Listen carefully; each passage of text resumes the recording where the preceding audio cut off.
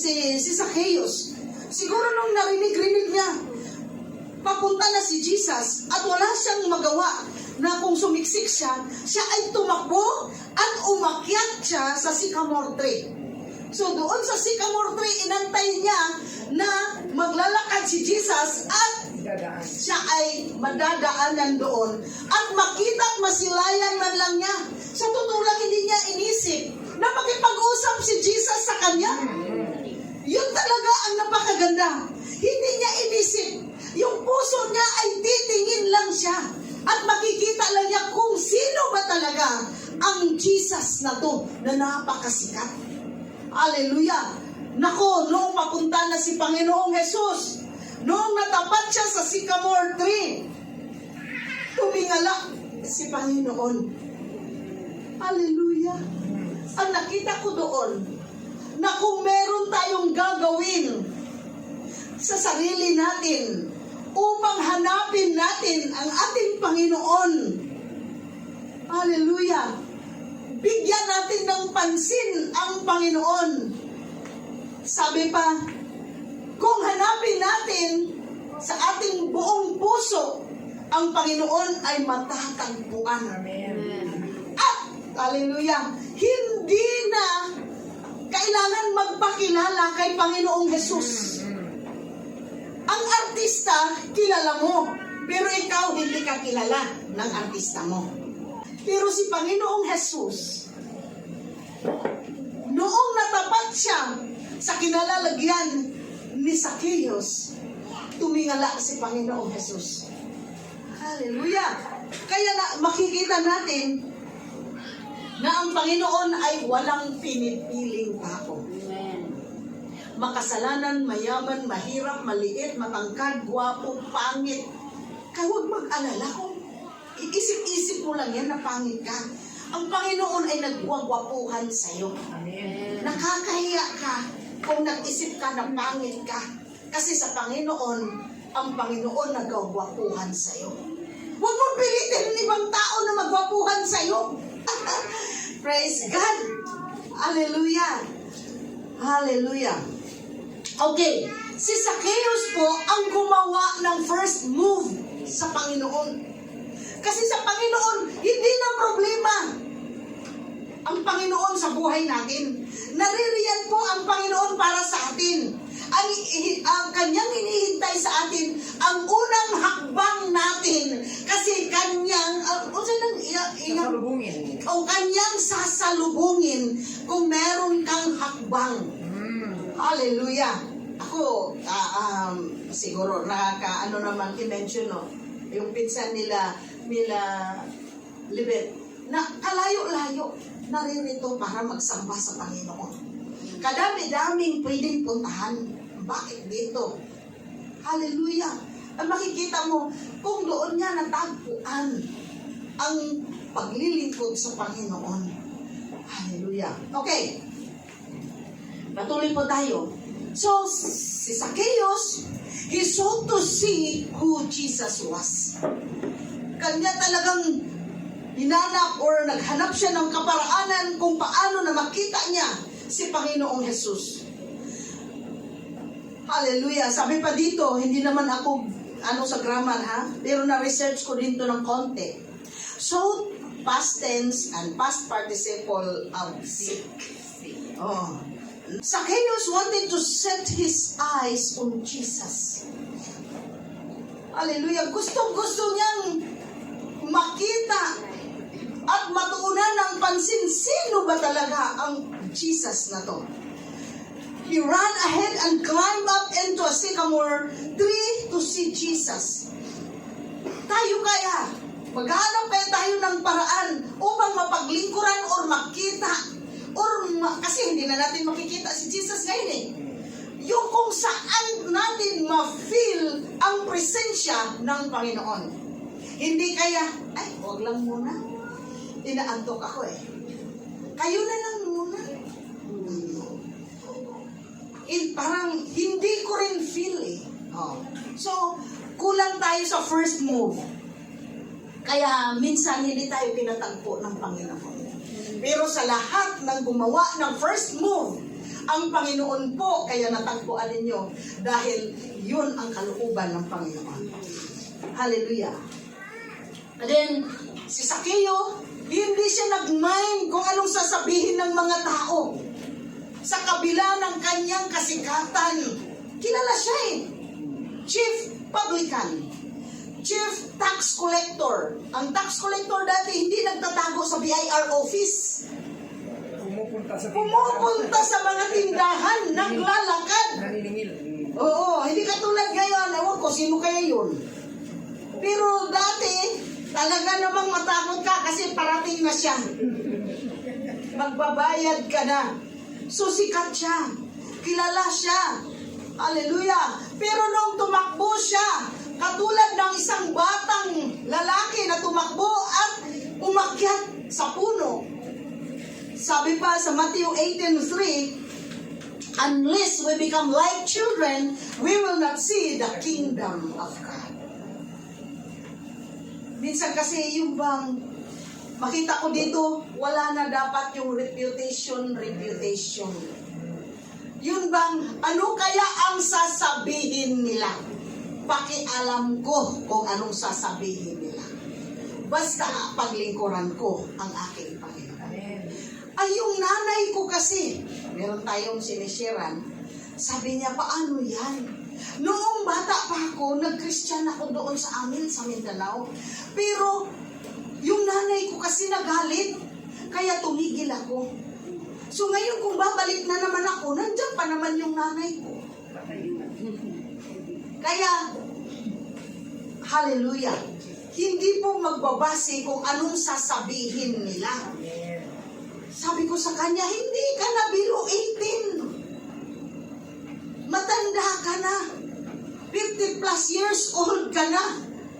Bakit sila pa ang magmamando kung sino yung iyong paglilingkuran? Pero hindi mo mapipilit pag ang tao aayaw dahil sa kung anong sasabihin nila. Hallelujah. Okay. So, sabi pa dito, may nabasa ako, I wish there were more of us who did not mind being laughed at if only what we did helped us to see Jesus. Sana daw may marami pang mga taong katulad kay Sakeo na kahit pagtatawanan, kahit anong sabihin ng mga tao, walang pakialam, ang importante matulungan niya sarili niya na makita niya ang Panginoong Jesus. Hallelujah. Praise God. Sa dami-dami ng tao, uunti lang ang nasa church ngayon dahil takot sa ibang tao. Sa dami-daming tao, uunti lang ang nasa church ngayon dahil sila ay busy sa kanilang kayamanan. Sa dami-daming tao, uunti lang ang nandito dahil yung iba, sabi pa noong isang kaibigan natin, wala kasi akong susuotin. Ibig sabihin, yung kanyang discrepancy, yung kanyang kakulangan ay hindi na lang mag-church. In verse 5 to 6, when Jesus came to the place, He looked up and saw him. Hindi basta na lang nakita ni Jesus si Zacchaeus. Bagkus alam na ng Panginoon na may tatagpuin siyang naghahanap sa kanya. In Isaiah 55 verse 6, seek ye the Lord while He may be found. Call ye upon Him while He is near. Timing talaga si Zacchaeus. Hinanap niya ang Panginoon at alam niyang matatagpuan niya at makikita niya. At saka, nasa malapitan lang po. Hindi pa nga niya tinawag, hinanap lang. Naghanap lang siya ng kaparaan ng makita niya ang Panginoon. Hallelujah. In Hebrews 11 verse 6b, and He is a rewarder of them that diligently seek Him. Rewarder po ang ating Panginoon. Siya po ay, siya'y nagbibigay ng gantimpala sa mga taong naghahanap sa Kanya. Kung gusto po nating makilala, huwag na lang sa mga sikat na tao.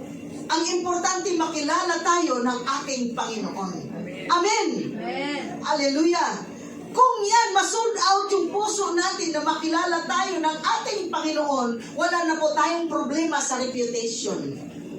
Kung masold out tayo sa ating puso na ang Panginoon talaga ang pinaka-ultimate na audience natin, hindi na po tayo mai-insecure.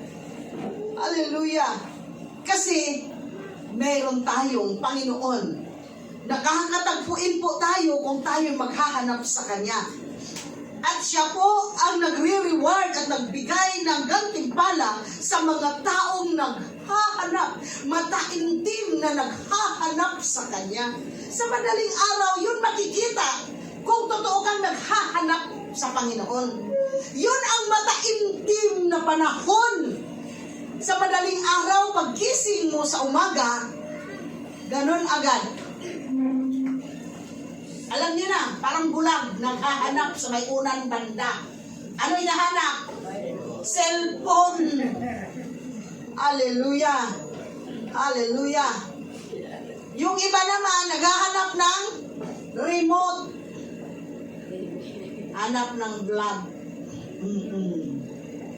Okay lang kung vlog ko. Unfair, no? Hanapin po natin mataimtim na paghahanap sa Panginoon. Hanapin po natin ang mukha ng Panginoon sa pamagitan ng pagbabasa ng Kanyang salita at panalangin.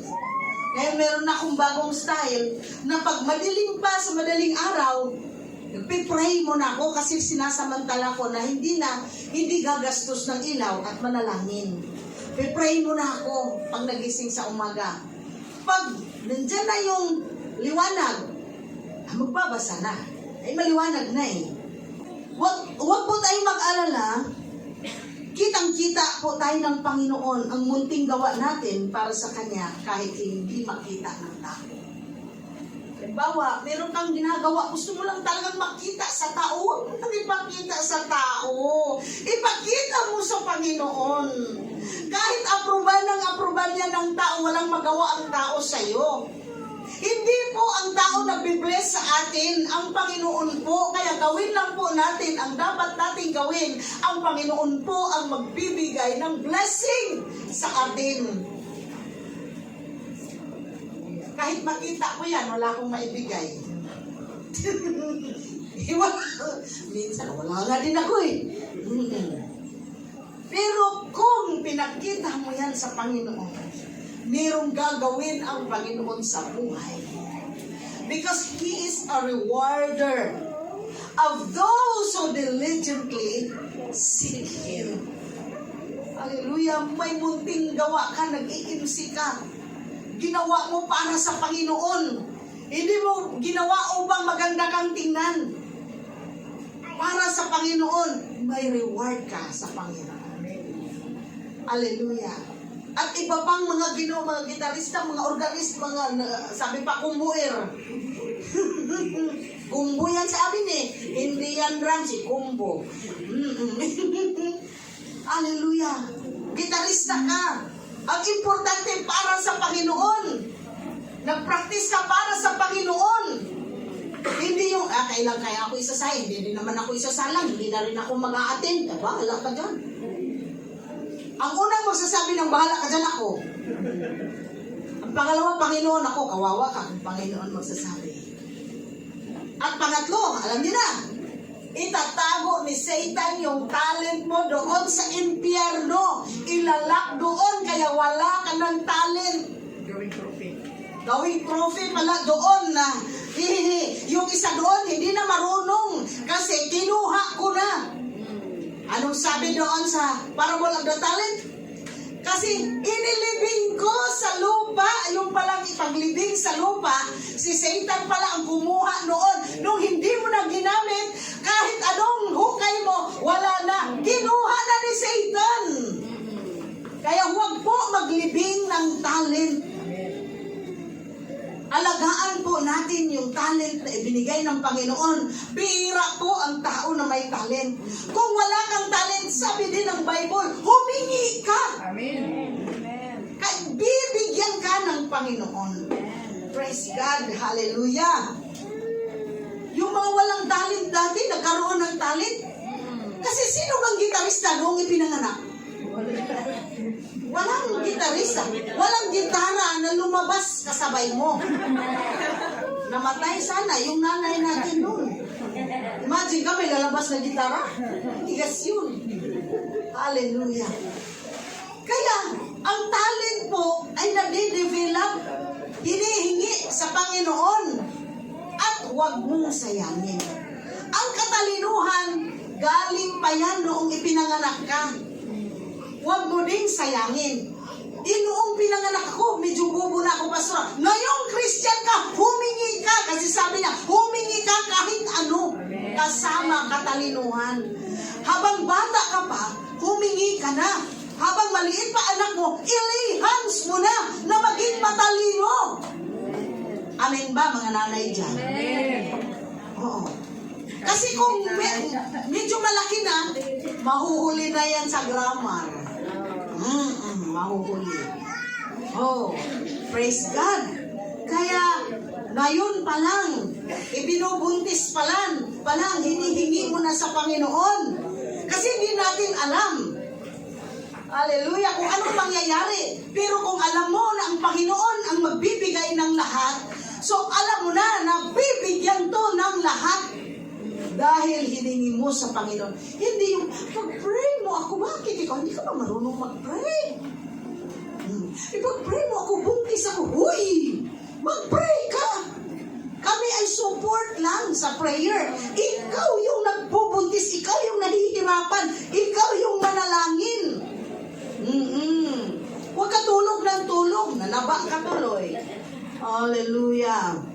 Si Zacchaeus po ay nag-stood out sa harapan ni Jesus. Ha? Ganun din po tayo. Mazuzum tayo sa harapan ng Panginoon. Kilala po ng Panginoon tayo na naghahanap lagi sa Kanya. Imbis na malayo ka, mazuzum ka sa Panginoon. Hallelujah. Sa totoo lang, noong ako talaga hindi ako marunong tumayo ng ganito noon. Nagtatago ako sa school.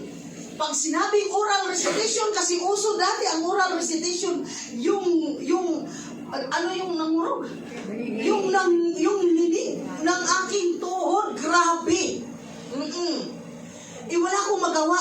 Letter B po ang aking apelyido. Malapit sa unahan. Pag walang E, walang B, walang C, number 1 ako. Kaya nga, noong hindi pa ako Christian, naisip ko, sana mapangasawa ko yung malayo-layo yung letra. Totoo yan. Bakit? Para yung mga anak ko hindi manginig. I-solve pala kasi nung nanganak ako, matatalino naman. Bahala na kung dyan sila ilagay. Bahala na kung sila yung maging professor. Ako talaga nanginginig. Pero nung naging Christian ako, hiningi ko sa Panginoon. Bakit tayo makapagsalita na ngayon? Faithfulness ng Panginoon. Hallelujah. Hiningi ko po yan. May narinig akong nag-preach na hindi daw siya marunong. Talagang isinulat daw niya. Doon siya sa Bible school, sinulat daw niya. Tapos doon daw siya nag-pray sa flagpole. Doon sa paanan. Hanggang sa inumaga daw siya doon sa kakapray, Panginoon, tulungan mo talaga ako na tumalino, Panginoon. Hanggang nakatulog daw siya doon. Paggising daw niya, huy, pasukan na, ano ka ba? Magbihis ka na doon. Mula noon, siya daw ay tumalino. Si Pastor Arman. Nung narinig ko yun, kasi bagong Christian ako, sabi ko, ay, ito na. Gagawin ko to. Huwag lang sa flagpole. Wala nang flagpole. Wala nang flagpole eh. Nasa college na ako eh. Wala na doon. Oh. Hallelujah. Ginawa ko din, sulat din ako sa Panginoon.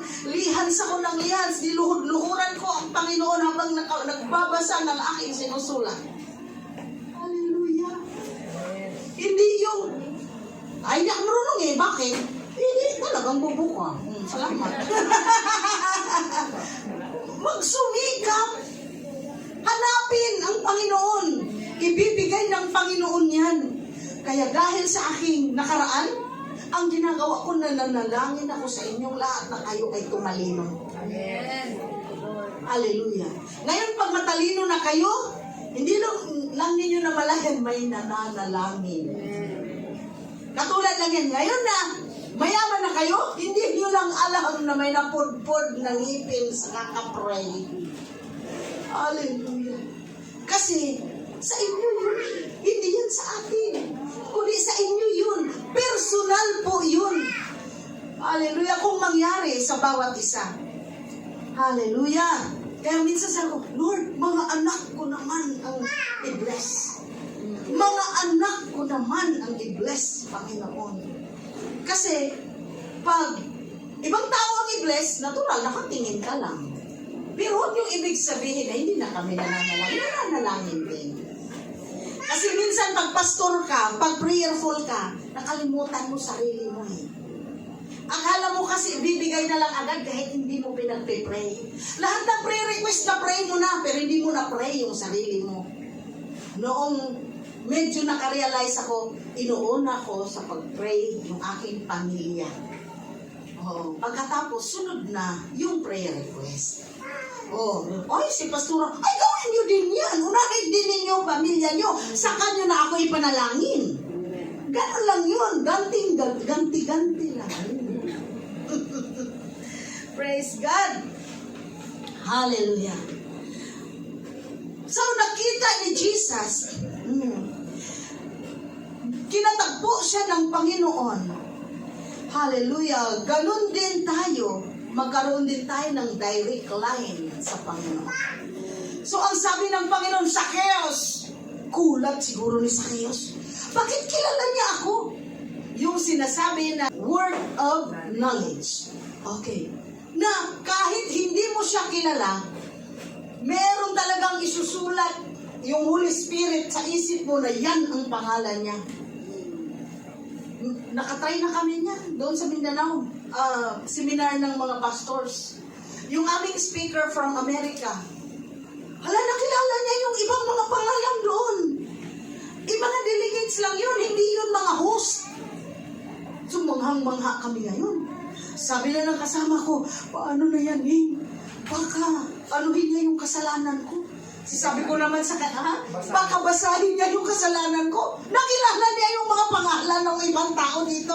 Sabi ko naman, ito naman, pag manginig, ilang taon pa man lang naman tayong dalawa. Sabi ko gano'n, ibig sabihin, ano ba kasalanan mong mortal?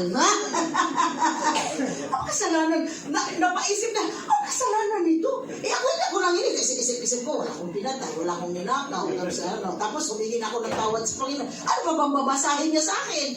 Yan ang gift of word of knowledge. Nakilala niya si Zacchaeus. Tinawag niya, Zacchaeus!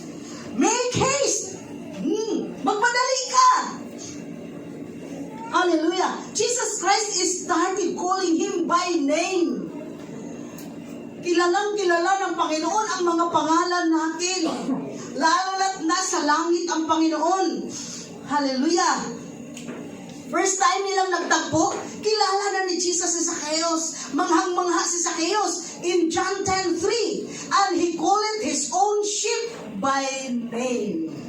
Baka akala natin, pwede tayong magtago-tago. Hindi po tayo makakatago. Kilala po ang Panginoon ang mga pangalan natin. Hallelujah. Kahit anong ganda ng pangalan mo, kilala. Kahit anong pangit ng pangalan mo, kilala. Akala pa naman natin, pangit ang pangalang Zacchaeus, kilala ng Panginoon. Ang meaning pala ng Zacchaeus is pure. Di ka ba mamangha? Pure. Doon na raw naging totoong pure noong natagpuan niya si Panginoong Jesus. So may connection ang pangalan ni Zacchaeus doon sa Panginoon dahil pure. Hallelujah! Praise God! Kaya yung mga ipangalan sa mga anak, pwede ng Zacchaeus ngayon. Sabi pa, make haste! Hurry up! Hallelujah! Do not delay! Once tinawag tayo ng Panginoon, pinatanggap tayo ng Panginoon, huwag magtagal. Do not delay. Bakit? We are perishable. Kapiperish pa lang ng aming kasama. Kalilibing kahapon. Huwag magtagal. Kasi ang sabi ng iba, saka na lang. Ang sabi ng Panginoon, make haste. Come, hurry up. Magmadali ka. Huwag kang magtagal. Tinatawag kita. Pag once narinig mo ang salita ng Panginoon, tanggapin mo. Dahil nagmamadali ang Panginoon. May lakad ang Panginoon. Marami pong tao sa buong mundo. Naglalakad ang kanyang presensya. Naghahanap sa mga taong naghahanap sa Kanya. Yung hindi naghahanap sa Kanya, iniiwanan po ng Panginoon. Dadaanan lang. Merong mga tao dito sa Bible na nagsasabing, Panginoon, nakilala kita noon, nakikita kitang nangaral sa daan. Nakikita lang eh. Tinanggap mo ba ako? Nakikita lang. Nakita kitang kumain ka kasama ang mga publicans. Nakikita mo lang ako eh. Oh, huwag po nating isipin na nakikita natin ang Panginoon, bagkus tanggapin po natin sa ating puso. Hurry up, receive Jesus. Tanggapin po talaga, embrace. Hallelujah. Embrace the Word of God. At huwag mo nang pakawalan. Nandyan lahat. Sabi pa, siya ang owner ng lahat ng blessing. Bakit pwedeng bitawan? Bitawan ko muna kasi nagmamadali ako eh. Sino mas nagmamadali sa inyo? Ikaw o ang Panginoon? Kailangan ko kasi pang magmamadali. Lord, mamaya na. Hallelujah. Unahin ang Panginoon. Bakit, Pastor? Paano unahin? Unahin mo ang Panginoon sa sarili mo kaya hindi na kailangan makita ko. Kasi tao din ako. Kailangan ko din unahin ang Panginoon. Nag-fail din ako. Marami din akong failures. Hallelujah. Hindi rin araw-araw na nagising ako ng maaga. Oh, kanya-kanya tayong hanap sa Panginoon. Praise God. Hallelujah. Kasi hindi po ako ang may-ari ng sanlibutan. Ang Panginoon po, hindi po si Kibuloy. Oh, kasi pag nag-preach talaga siya, I am the new owner of the world. Wala po ditong owner ng world, kundi ang Panginoon. Amen. Ating baliin po yung kanyang mga sinasabi. Ngayon, binali talaga ng Panginoon. Baliin pa talaga. Panginoon ang may-ari ng lahat. Amen. Kung hindi nagmamadali si Zacchaeus, baka mawala ang opportunity sa kanya. Hallelujah. Many times people make Jesus wait. Ang mga tao, pinag-aantay ang Panginoon. Mamaya na. Hindi po pwede ngayon. Nagbukas po kami ng tindahan. Bukas po. Marami pong customers. Ay, hindi ako maka-attend. May tindahan kasi ako. Hindi, iwanan mo. Iwanan. Hayaan mo. Sana naman makatagpo ako ng walang tindahan. Oo, totoo yan. Kaya ang nakuha ng Panginoon, marami, yung walang-wala talaga. Kasi walang tindahan, walang kain, wala lahat, o kaya magsamba na lang. Noong pinuno ng Panginoon, blinis tuloy ng Panginoon. Naintindihan? So huwag natin pag-antahin ang Panginoon. Calm down. Amen. Hallelujah. Humble ourselves before God. Yun ang ibig sabihin ng Zacchaeus, baba! Zacchaeus, dali! Baba! Kasi kung hindi bumaba si Zacchaeus, hindi sila magtagpo ni Jesus. Makita lang niya, pero hindi niya matagpuan si Panginoon Jesus. Makita lang niya, pero hindi niya matanggap si Jesus.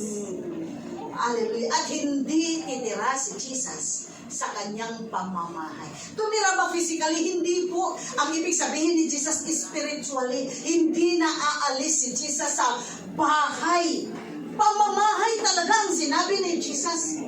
So sa ating pamamahay, yung mga ikaw lang ang Christian, nandyan si Jesus sa pamamahay po nating lahat na tumanggap sa Panginoong Jesus. Eh bakit ang hirap-hirap pa din namin? So, humingi ka, nandyan si Jesus sa iyo. Humingi ka sa Panginoon. Humingi ka ng tulong, kaparaanan, ano bang dapat gawin. So that's prayer. Humingi na ako eh. Wala naman. Ewan ko sa'yo. Di ako nga. Nung humingi ako, hindi naman ako agad-agad may answer.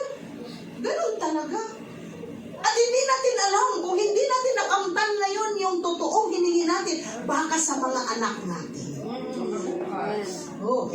Hindi ka ba masaya pag nakita mo mga anak mo successful? Dahil sa kakapray mo, dahil sa paglilingkod mo. Amen. Di ba lahat ng desire ng puso ng nanay at tatay ay mapaayos ang mga anak? So ayusin mo sa paglilingkod upang mapaayos ang anak mo. Amen. Hallelujah! Hallelujah! Yung mga anak na hindi nag-aayos, tingnan mo, pag sila mga anak, ewan ko sa kanila, kaya mga lola, ayusin nyo na lang para sa mga anak na hindi nag-aayos upang ang apo mo ay maglilingkod sa Panginoon. Para bang ikaw na lang bahala para sa apo. Kasi ang nanay at ang tatay pasaway. O ano, brother mo? Ikaw na lang bahala. Sana si Mina. May sakit si Aya. So praise God. Ipanalangin. Kung ayaw ng tatay magsilbi sa Panginoon, ikaw magsilbi sa Panginoon upang masave yung mga apo. Hallelujah. Let us stand between the gap. Kung ano yung gap meron sa mga anak natin, ipanalangin natin sa Panginoon. Kaya ikaw, pastor, hindi nyo lang alam paano ko pinanalangin yung aking pinakamamahal na anak. Magkamukha ka naman kami noon. Hallelujah. Oh, Jesus. So, Zacchaeus, come down. Today, I must abide. Hallelujah. Ngayon din, ako ay titira sa iyong pamamahay.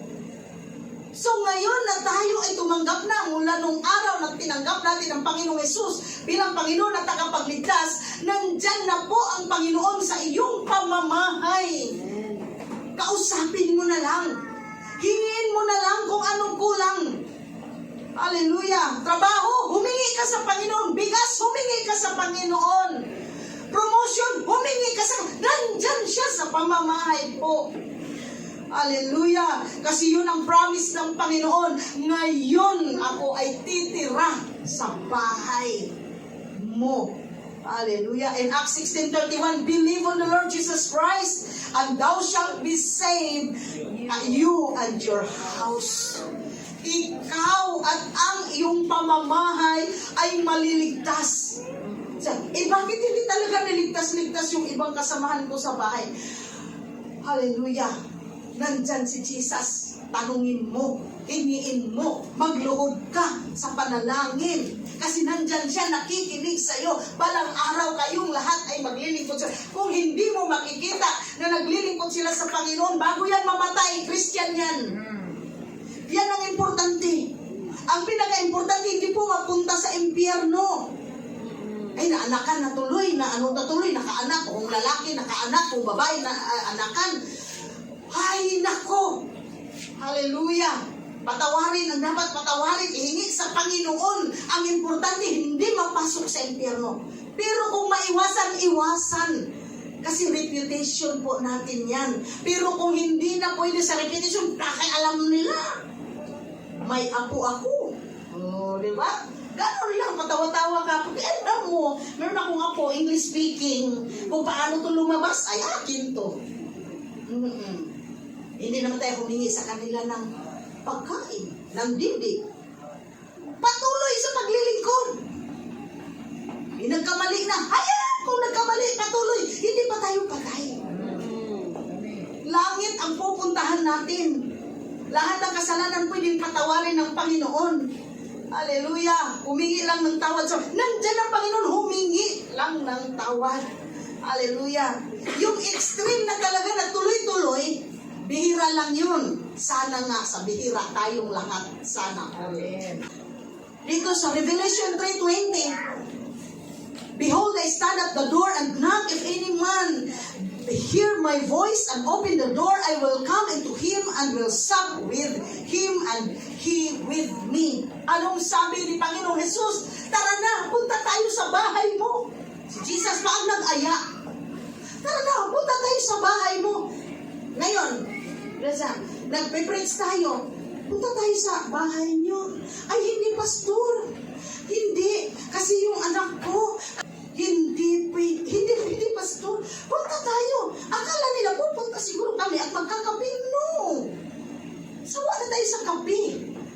Oo, hindi na tumatanggap yung ating waray surok-surok o kape.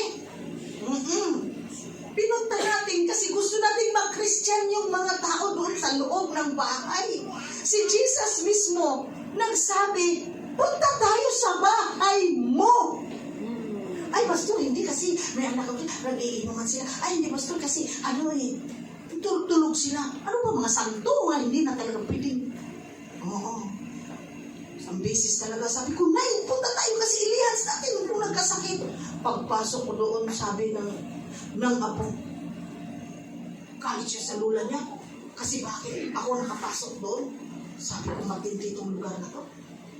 Matindi talaga. Pag may makristiyan doong isa, siya lang talaga, hindi niya makuha lahat. Siya lang. At komportable sila, ha? Ibang klase. Komportable silang Christian sila at hindi Christian ang kanilang mga kasama. Wow. Ang saklap nun, ha? Ano kaya ang tingin nila? Ako ayoko. Nung naging Christian ako, agad-agad siniran ko nanay ko, tatay ko, mga kapatid ko. Ay, hindi naman tumanggap agad, inulit-ulit ko yun. Hanggang sa hindi talaga tumanggap yung iba. Nung namatay, tumanggap bago namatay. Stroke mo na, 5 bisis. Kaya ayaw tumanggap eh. Nung na-stroke, hanap.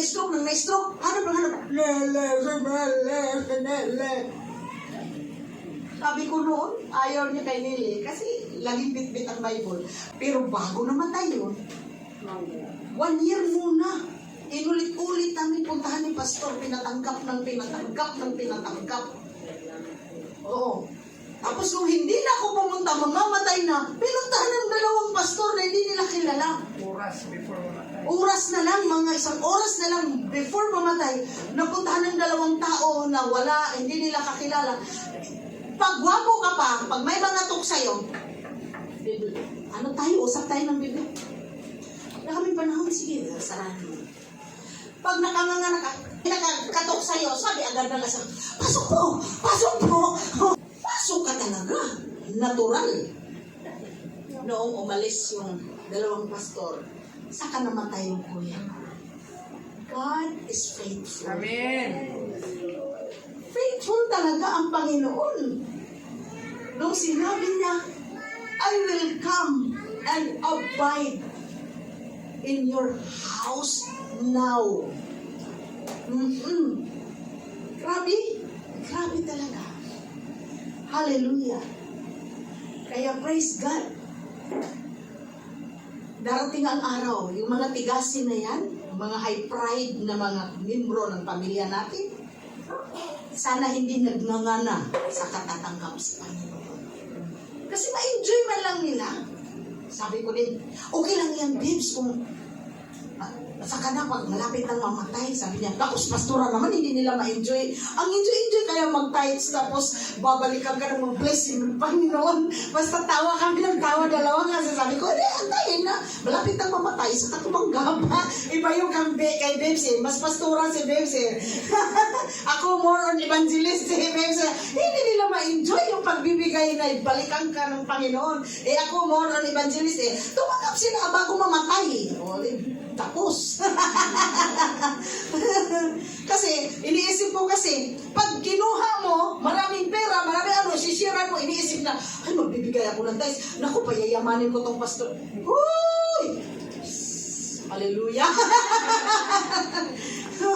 Para bang nag-isip tuloy ako, makapitan na anak ko, tapos madoktor ang anak ko.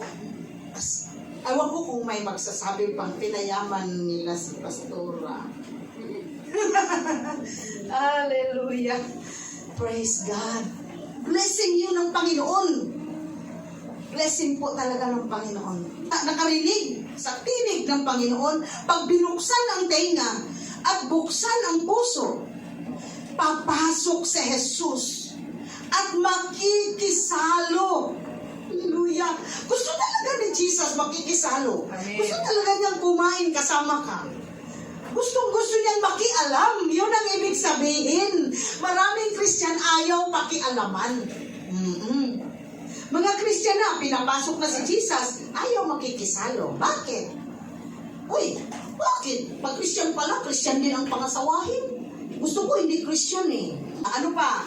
Mas maganda hindi Christian ngayong adik-adik kasi medyo okay siya. Oo. May mga Christian naman dyan, hindi naman nanliligaw. Oo. Bakit ka mamimilit din? Manalangin ka. Huwag kang mamilit. Manalangin ka sa Panginoon. Kung hindi yan, may inihanda ang Panginoon. And then, He with me. Gusto ng Panginoon, pagkasalo ka na niya, mag-start na ang close relationship niyo ng Panginoon. Ang sarap kaya na may relasyon ka sa Panginoon. Kakain ka na lang, thank you, Jesus. Di ba ganon? Pag walang relasyon sa Panginoon, kain lang ng kain. Oo. Hallelujah. Hindi rin naman mapinaukan. Oo. Oo. Iba talaga may relasyon sa Panginoon. Pag mamili ng damit, parang laging, pangsamba ko talaga to kay Jesus. Di ba ganon? Hindi yung, ito maganda to, sexy to, para makarampa-rampa ako sa gilid. Oo. Pero pag Christian ka, pangsamba ko talaga to, panglinggo to. Oo. Oh, itong headband na to, ayusin mo pang samba. Iba talaga may relasyon sa Panginoon. Hallelujah, hallelujah. Hindi po aalis ang Panginoon sa atin. In verse 6, ang response ni Zacchaeus, he made haste, he came down, he received Jesus joyfully. Ang saya-saya ni Zacchaeus noong tinanggap niya si Panginoong Jesus. Hallelujah. So, after natin tumanggap kay Panginoon, noong nag-umpisa na tayong naging Christian, maraming pakialamira. Hallelujah. Maraming marites in verse 7. Maraming nag-murmur. Hindi na tayo, hindi ko na yan isi-share yung verse 7. Basta maraming marites, makikialam sa'yo. Sasabihin, bakit ka maglingkod? Bakit ka magsamba? Bakit si Jesus gustong-gusto kay Zacchaeus? Hallelujah. So in verse 8, si Zacchaeus, hallelujah, ay tumayo sa harapan ni Panginoong Jesus at kumbiktado. Convicted siya sa presensya ng Panginoon. Tinanggap niya ang Panginoon.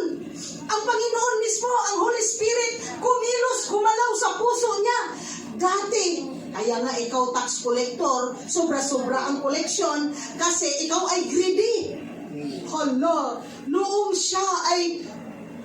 pumasok na si Jesus sa puso niya, naramdaman niya yung impartation ng puso ni Jesus. Hallelujah, naramdaman niya, sabi niya, I will give half of my goods to the poor. Yan po ang puso ni Jesus, to reach out the poor. Hallelujah. Ang dating greedy na Zacchaeus, biglang naging giver. Dahil nandoon na si Jesus sa puso. So yan lang ang kailangan ng tao. Pag tinanggap mo si Jesus, biglang mabago ang pananaw mo sa buhay. Hallelujah! Merong pagbabago. Hallelujah! Ng puso at ng isipan. Hallelujah! Yes, Jesus, our Lord God. Hallelujah! By following Jesus' instructions or His voice, by receiving Jesus, by talking to Him, conviction flows. Confession flows. Hallelujah. If I have taken anything from any man by false accusation, I restore him fourfold. Hallelujah. So 4 times.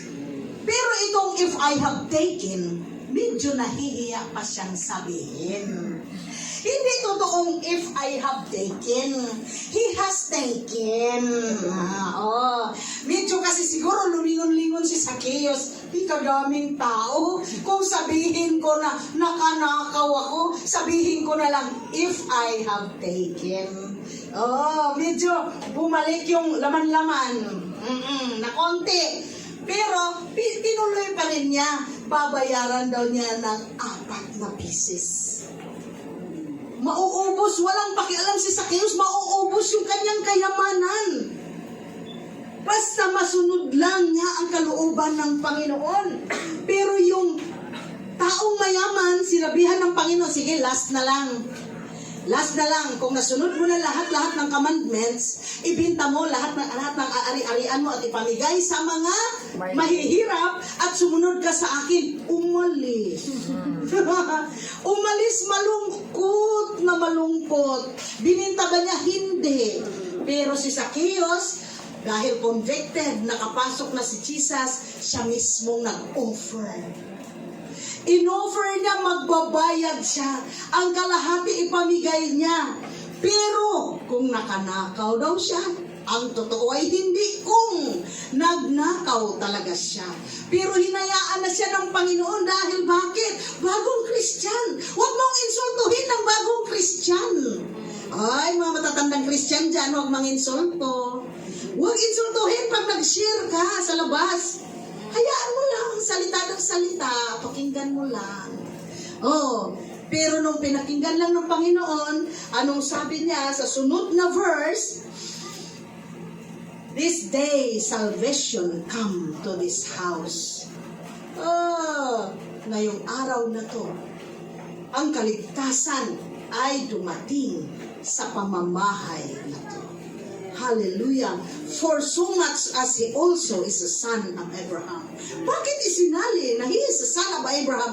Maraming tao At nagagalit kay Zacchaeus. Parang si Zacchaeus hindi deserve na maging Christian. Dahil siya ay makasalanan. Kaya sinabihan, ang Panginoon, ang galing talaga magparinig, no? Sinabi niya, anak dito ni Abraham kapatid niyo to Hudyo to. Kasi ang tingin niyo sa kanya hintel dahil makasalanan. Hudyo to, bakit? He deserves salvation. Praise God.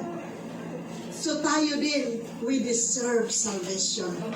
Amen. Ang ibang tao din, they deserve salvation. They deserve Jesus. Hallelujah.